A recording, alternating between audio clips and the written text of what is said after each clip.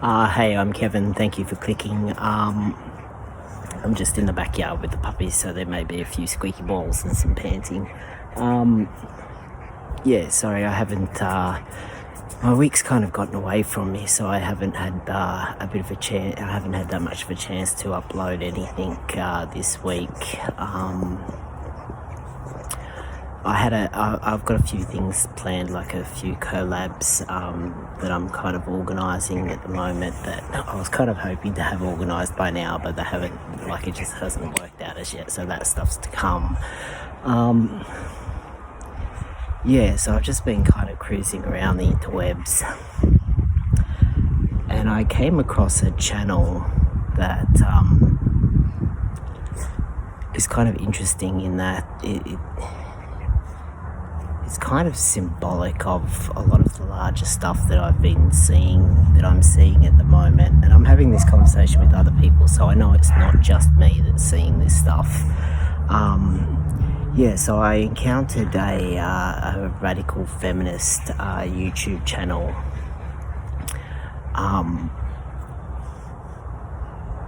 And I had absolutely no doubt that the women that are on this channel are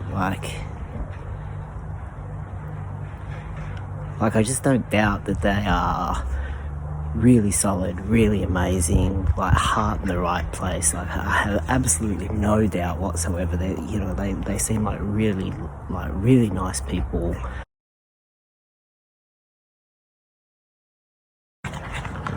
So these women are they're just really like people that you want to be at the pub with, basically. They seem like very cool people, and their heart's in the right place, and they're coming at this from a really what they think is a really compassionate angle.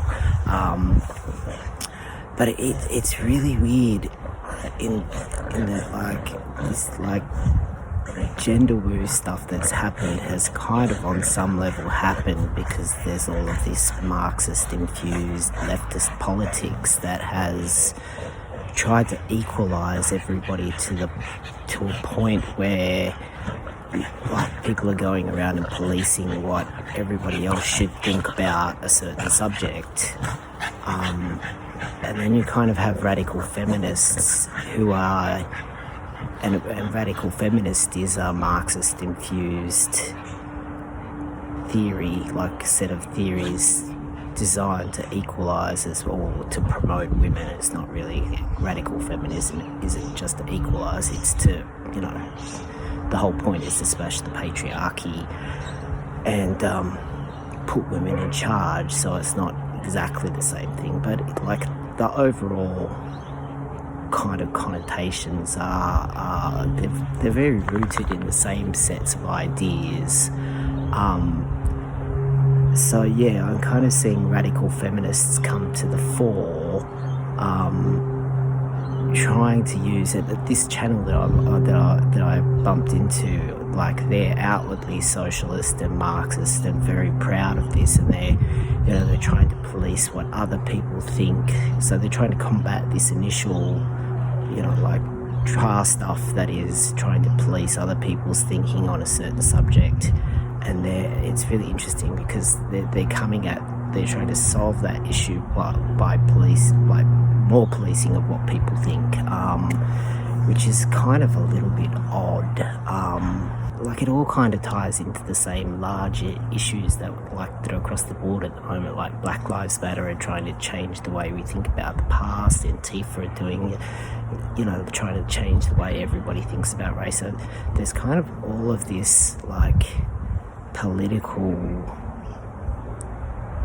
stuff happening, all of these political movements happening at the moment, and they're kind of very based in trying to tell other people how they should think about, just large swathes of society, and they're trying to bring things down at the same time, and it's just kind of devolving into a sticky mess. It's getting really strange out there. I was a socialist kind of armchair lefty type for my entire life, because I come from a lower socioeconomic kind of background, And it wasn't until, so 18 months ago, probably 18 months ago, I started kind of encountering Jordan Peterson videos, and just from the negative comments and energy around how everybody was thinking or how everybody was framing Jordan Peterson, I kind of framed him that way at first as well. And the first time that I encountered him, I really thought he was just a wanker, basically. I didn't really understand where he was coming from or what he was saying. And then I think I saw him on Rogan, and I was like, yeah, it just kind of, I dug a little bit deeper and kind of decided to make my own mind up about the issue of what I thought of him, rather than relying on secondhand accounts. And he has some really interesting things to say. Like he kind of talks about how we kind of need to be really careful about how we choose to try and fix society's problems, because the solution may end up being worse than the original problem to start with. Which is kind of really, it's kind of really interesting to watch this stuff play out, because I'm talking to other people about it, and like I'm even talking to some, I was going to say some more moderate radical feminists, but there's no such thing as a moderate radical feminist. And we are kind of seeing that police itself out at the moment. Like people are being told, like, you see pylons on Twitter if anyone dare uses, like pronouns, or, like you see a lot of policing of, you can't do that. If you do that, you're betraying everybody else. And it's just evolving. It kind of looks a lot like we're losing sight of, people are losing sight of the larger issues in play and are busy off policing what everybody else should be in the group should be doing, which is really interesting, because that's kind of what the whole GC thing started out trying to combat. So it's really puzzling to watch it from the outside on one level. Because I kind of was in lesbian spaces for almost a decade, so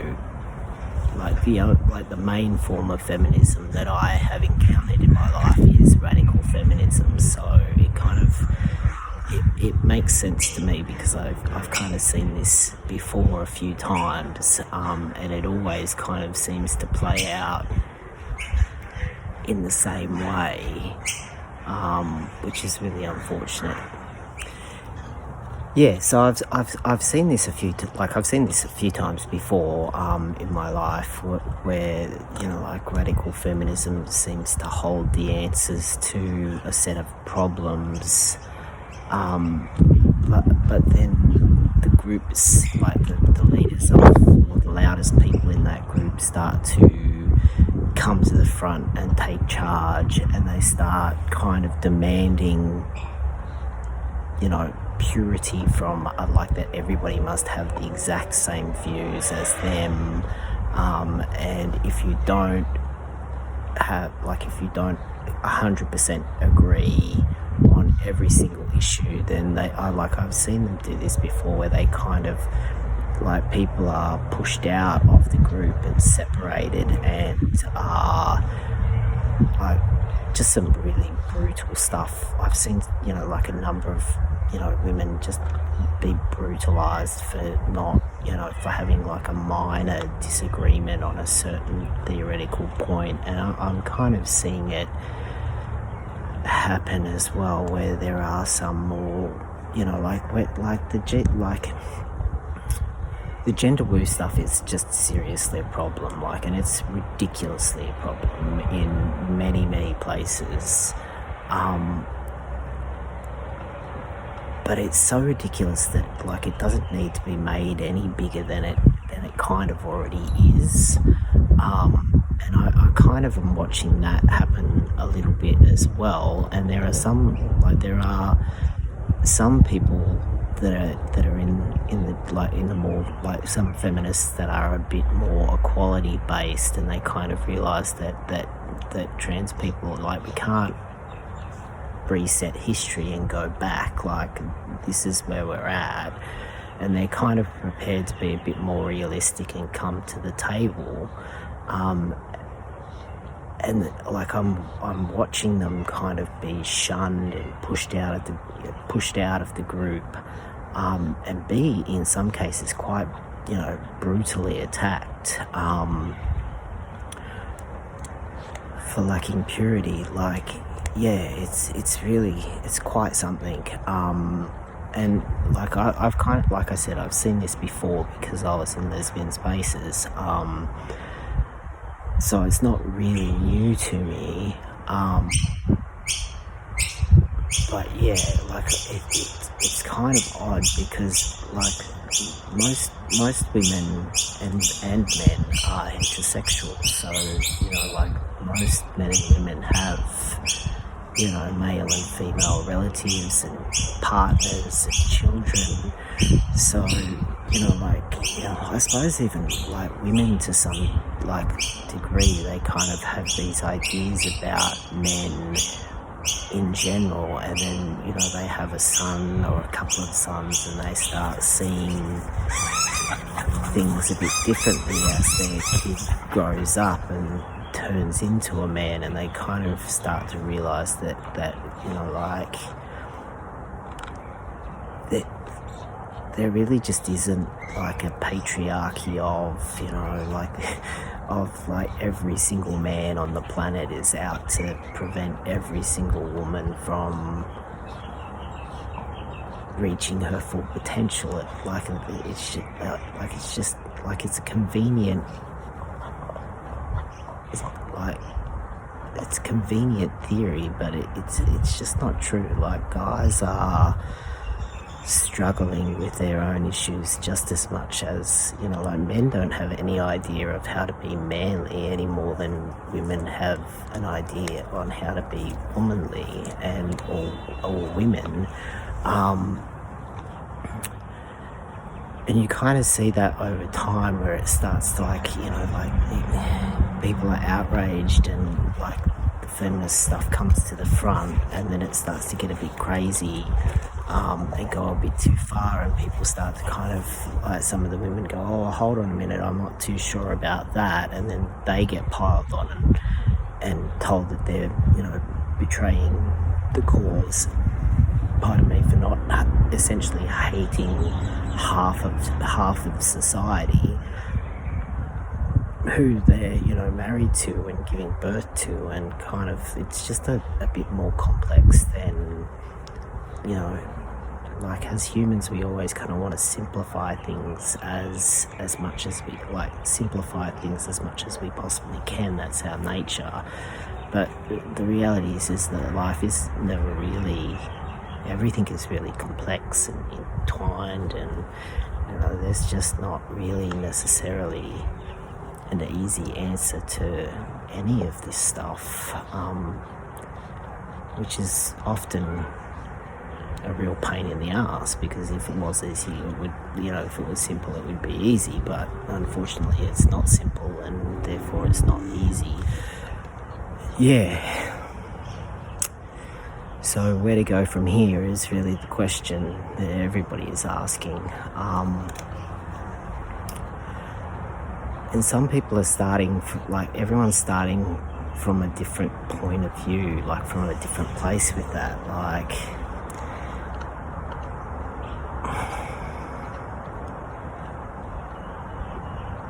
but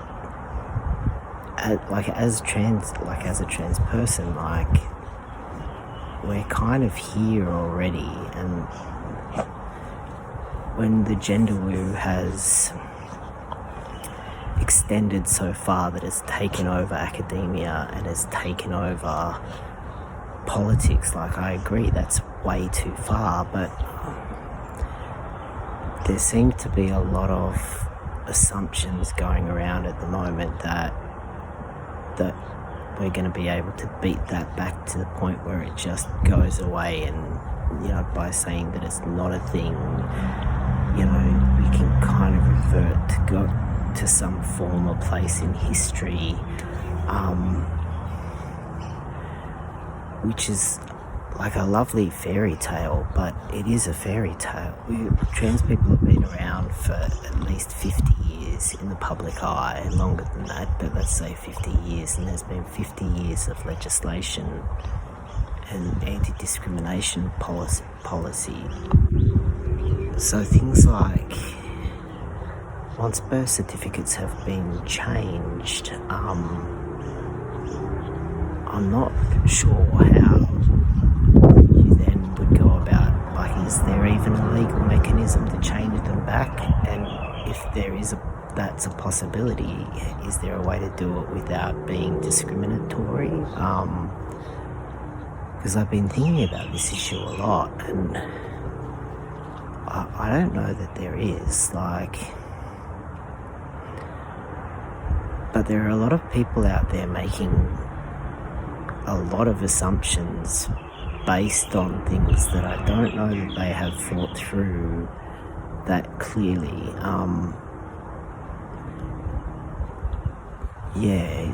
And the way people seem to be going about, well, it's actually even devolving into a mob in a lot of places. The way it's being framed, and the actions that people are coming up with based on that framework aren't always based in reality.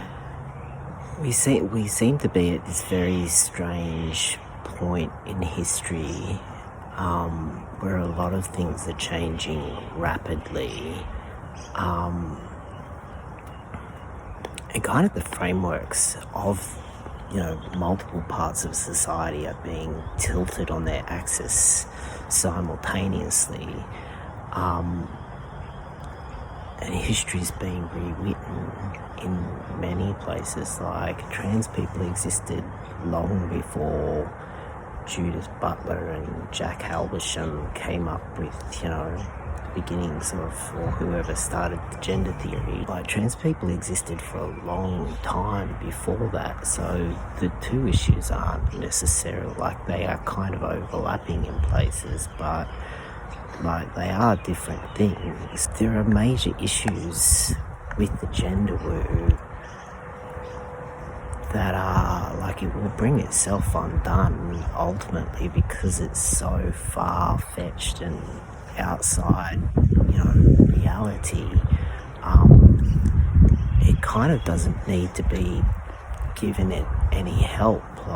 It's so ridiculous that there's a lot of piling on to kind of try and show that it's ridiculous, and it's kind of devolving into a bit of a mob mentality in on the extremes, which are getting bigger and bigger every time I log on to Twitter, and it just gets really ugly. There are adults going around on social media and finding videos of kids that are just doing stupid things for attention, and instead of ignoring it, they're kind of making these videos go viral, pointing out how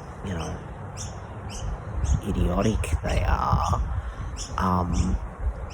but it kind of is a bit self-defeating, because it makes the person in the video look ridiculous, but it also makes the person doing the policing look really ugly as well, and then there is just a pile-on of support of this behaviour that has gotten so nasty in places.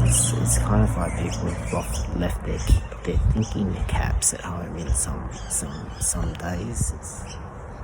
The Overton window on this issue has moved, and there are a few, even from my generation, which is Gen X, people just kind of have accepted that there are trans people in the world,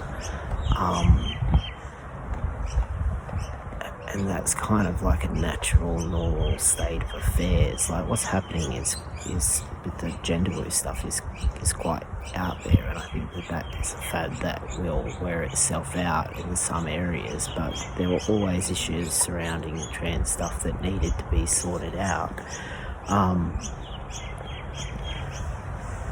But yeah, I just don't know that we're going to be able to reset in the way that people, like a lot of the older people, seem to be pushing for, because the more radical the pushing gets and the more people start policing, no, you can't use that pronoun for that person, like the more extreme that stuff gets. Like most people are quite moderate in their views. They just want to be left alone to, in their family to live their lives, and they're happy to leave other people alone as well. So like I've seen this happen a few times before with like this radical stuff. Like what happens is the bulk of people who are the more moderate people just kind of drop off the back and disappear because they don't really want to be involved in, they recognize it as it starts to get really ugly, and they kind of quietly slip away, or they voice their opposition to something and get kicked out violently, not physically violently, but they get abused verbally and kicked out. And that has kind of been like the other trans women versus feminists wars that I've seen in the past. That has kind of been how they have ended. Like the radical feminist groups tend to implode, policing each other, and they disappear, and the stuff that needs to be addressed civilly is just like it never is addressed, and it just keeps progressing, which is how we kind of got here in the first place, which is kind of really concerning. Yeah, it's very odd, and I think about it a lot. Yeah, anyway, thanks.